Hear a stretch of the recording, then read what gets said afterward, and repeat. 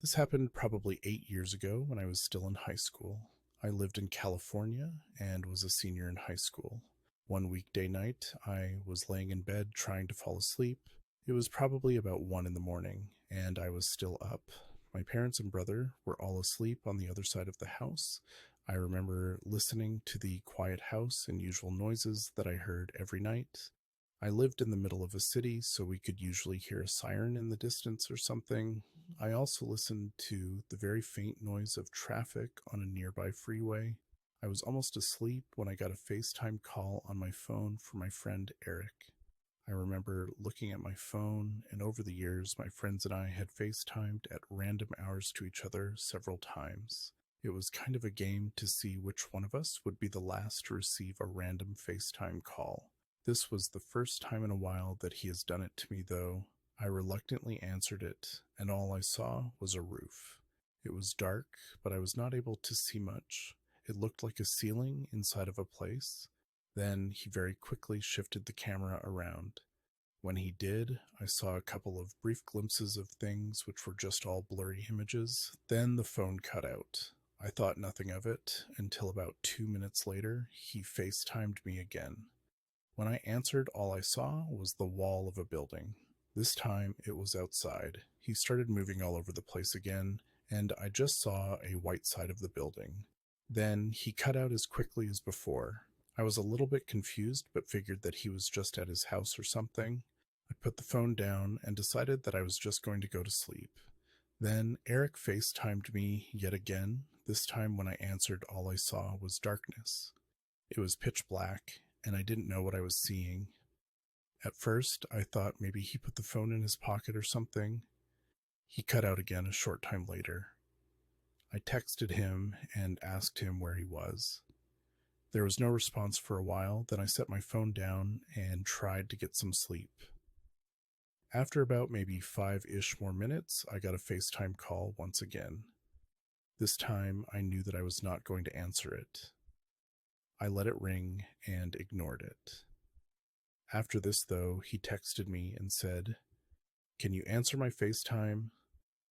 I thought it was really confusing because he kept FaceTiming me and cutting out, so I figured I might as well answer it just to see what was going on. This time, when I answered the FaceTime, all I saw was something blurry. The phone was moving all around, and I had no idea what I was seeing. It took me a while to realize that the phone was moving over the floor inside of a house, and it looked like it was an unknown carpet in a corner or something. Finally, the person seemed to pick up the phone and not move it for a little while. When they did, I was able to see what looked like a bed that was messy in a dark room. I was able to see the bed and wall and not much else. It definitely looked a little bit familiar to my bedroom. Then I realized that it was my bedroom. I recognized everything about it. The bed sheets, the carpet corner of the wall. It was mine. I remember asking Eric if he was in my house. As soon as I said that, the phone cut out again. I had no idea what was going on or why Eric was in my house at almost 2 a.m. and why was he in my room. About 5 seconds after the phone cut out, I heard a thud sound from down the hall. This sounded like a door was being opened, then down the hall. From my bedroom, I thought I saw a figure walk quickly by. It was so dark in our house, and it happened so fast that I was honestly not sure.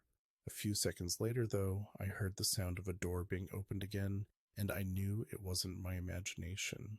The door that opened was the door to our basement. I knew this by the sound of the sliding door and the little sound it made when somebody opened it. That's when I got up out of my bed and quietly walked down the hall to the kitchen area. I saw the basement door was opened. Nobody ever went into the basement in the middle of the night and knew something was wrong. We kept our basement door closed at all times. I went back to my room and called the police. I told them that some random guy was in my house. After I hung up, I went back down the hall and saw on the side of the kitchen counter 2 things on the ground. They were flashlights, one very big and the other one small and silver colored. I knew that I did not leave them there, and nobody in the house owned them. When I saw them, I knew that whoever was in our house had gone into our basement with 2 flashlights. My assumption was that they were going to steal from our basement. When I saw the lights, I picked them up quickly and went back to my room in a fast motion, then I shut the door. Not 10 seconds after doing so, I heard the door down the hall that led to the basement shut. Then, a couple of seconds later, I saw a guy walk down the hall past my room. He did not notice me and walked all the way down to the front door and exited the house.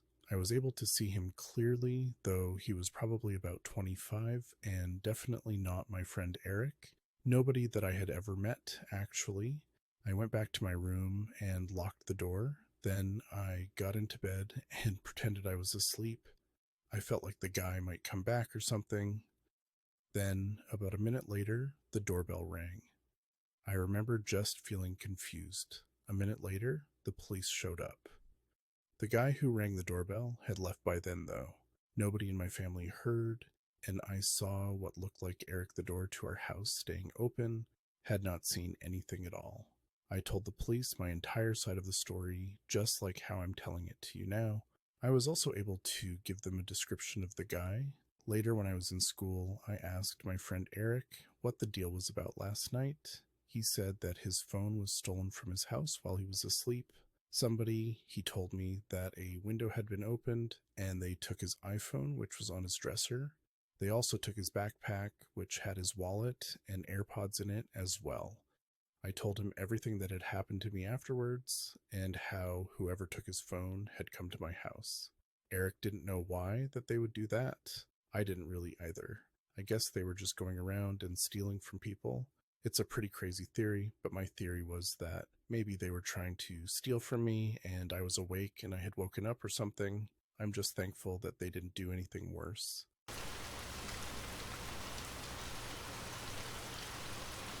If you enjoy our stories, show some love with a subscribe and a like. It encourages us to make more.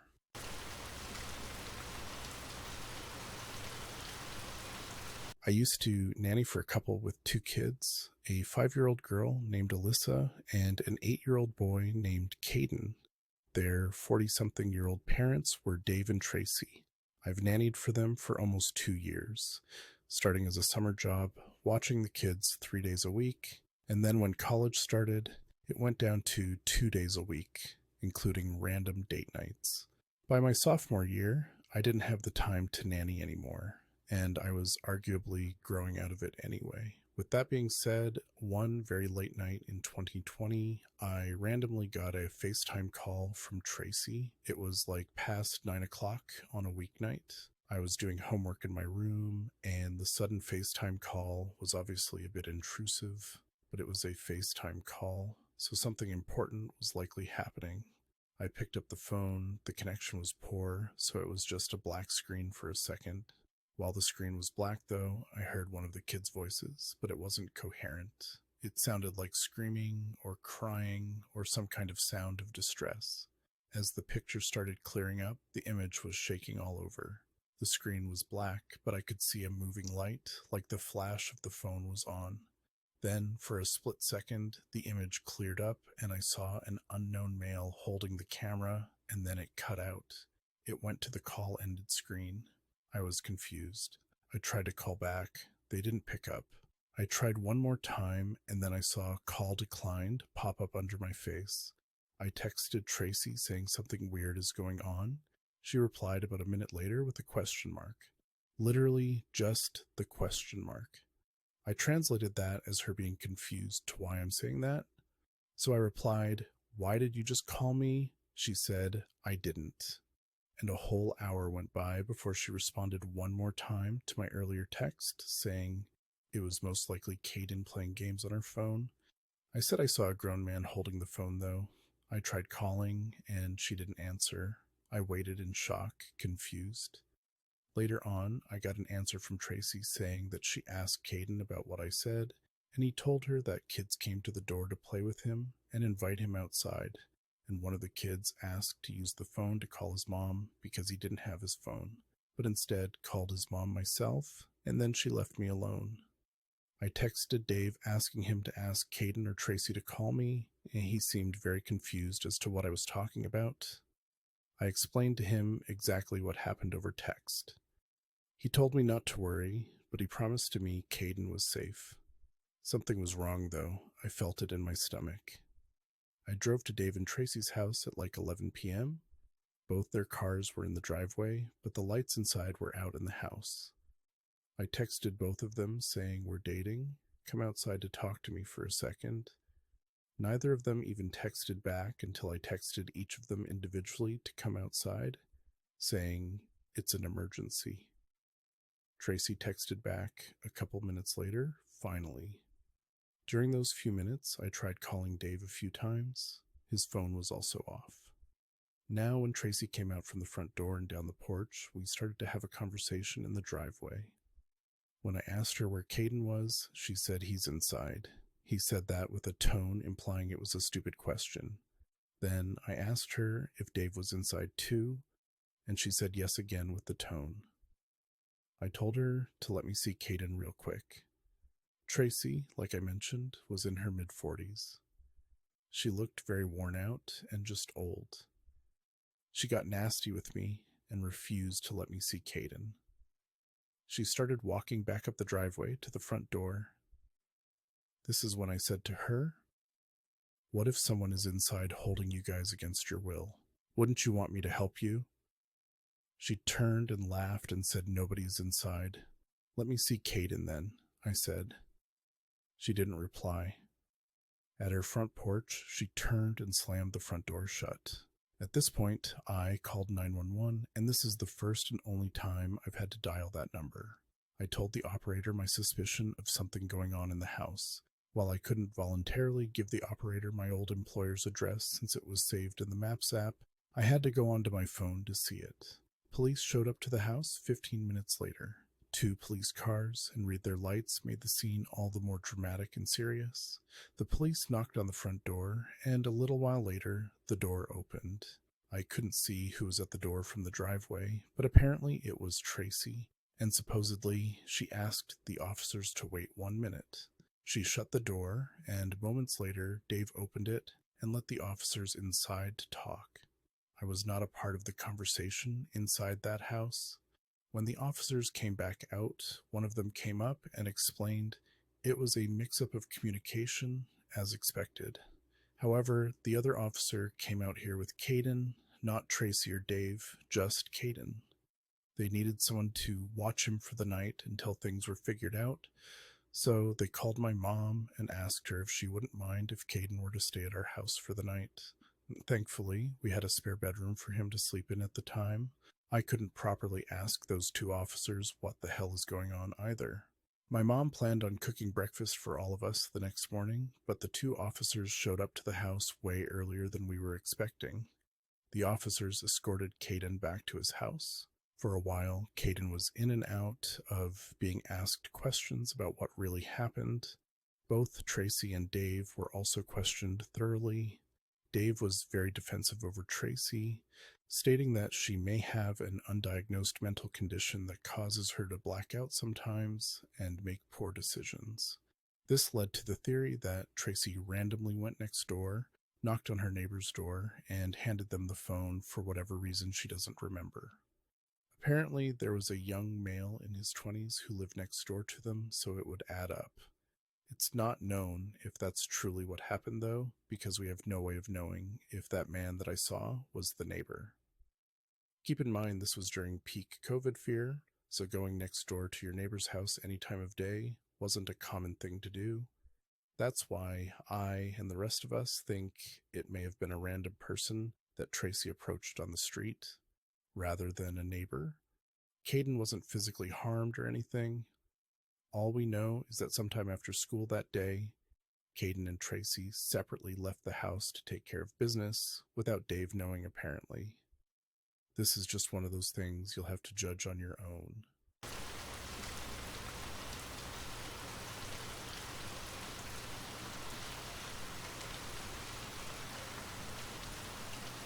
My name is Shauna. I'm in my 20s, and I live alone in a little house that's kind of just off a main road, but still isolated by a little patch of woods. There's this long, feeble husk of a dead tree in my backyard that's solid white. I finally decided to make that tree the centerpiece of something creepy that happened to me this past October. It was Halloween night. I was just finishing up with work, and it was around 9, so late for the yellow-clad kids, but still possibly prime time for some of the older kids to make their rounds. Only thing was, it was a Tuesday night, so not the most ideal for kids to be out late, trick-or-treating, especially the younger kids. So 9 p.m. was around the time I was planning on blowing out the candles and the jack-o'-lanterns and turning off the porch light not a moment too soon, because it seems I was just finishing up with work. I just got on my laptop when the doorbell rang twice. My house doesn't have a doorbell, but I could hear the very clear sound of a muffled doorbell noise coming from outside. At first, I didn't know what it could be, but it took me a few moments to realize it was obviously one of the candy buckets that makes the doorbell sound when you press the button. I figured it was a couple of older kids grabbing the knocker to mess with me, so I waited for them to do it again, but they didn't. Then I lost my patience and went to open the door and turned on the porch light, but there was no one in sight.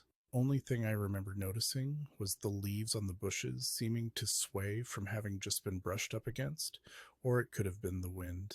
I'm pretty sure I heard a group of probably high school age kids laughing, and I yelled at them Happy Halloween, but no one called back or showed themselves. I shut the door, turned off the porch light, and locked up for the night. That was it for trick-or-treaters, so I got back on my laptop to get my work done. Figures 10 minutes later, I'd get either what was a text log or a FaceTime call from some random email address, definitely not a number. I wasn't going to open it. I knew instantly it was just another scammy password phishing attempt. Just half an hour before I got some scammy text with a link saying my FedEx package or something, but then the email sat there for like a minute, and I was actually starting to wonder what would really happen if I picked up. I was just too skeptical. You can never be too safe with these scams these days. A few minutes later, after declining it, they called again, and it actually went to the phone app, so that was actually kind of some red flag shit. I pressed on the info icon to see if there would be a way to block the email, but I couldn't. I'm an honest person. I think I was just bored or longing for an excuse to blow off the work, so ultimately I decided to accept the FaceTime call. I was curious to see what scammer would have their face showing. What popped up was a flipped upside down view of some really shitty view. Excuse my language, like figured.